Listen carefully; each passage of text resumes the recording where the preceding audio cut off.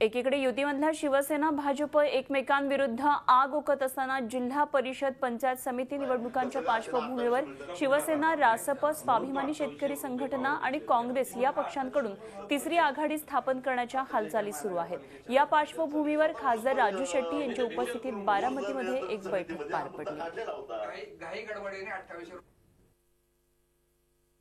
राष्ट्रवादी काँग्रेस हा असा पक्ष आहे की जो सत्तेशिवाय अस्वस्थ असतो आणि त्या पक्षाचे कार्यकर्ते सुद्धा प्रचंड अस्वस्थ असतात, सत्तेसाठी अस्वस्थलेले असतात। परंतु माझं असं स्पष्ट मत आहे की राष्ट्रवादीच्या पाठिंब्यावर भारतीय जनता पक्षाने सरकार जरी शिवसेनेने विरोध केला तरी सुद्धा त्यांचा पाठिंबा घेण्याच्या भानगडीत सरकारने पडू नये। स्थानिक स्वराज्य संस्थांच्या निवडणुका या स्थानिक पातळीवर तिथली परिस्थिती लक्षात घेऊन लढवाव्यात असं ठरलेलं आहे आणि त्या अनुसार बारामती तालुक्यामध्ये स्वाभिमानी शेतकरी संघटना, शिवसेना आणि राष्ट्रीय समाज पक्षाचे कार्यकर्ते एकत्रित येऊन, शिवाय अजून वेगवेगळे छोटे छोटे घटक येत असतील तर त्यांना बरोबर घेऊन ताकदीने लढवण्याचा निर्णय झालेला आहे। त्या संदर्भातच आज मी बैठक घ्यायला आलेलो होतो आणि कार्यकर्त्यांच्यामध्ये उत्साह आहे।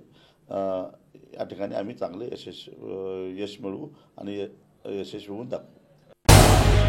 झी 24 तास रहा एक पाऊल पुढे।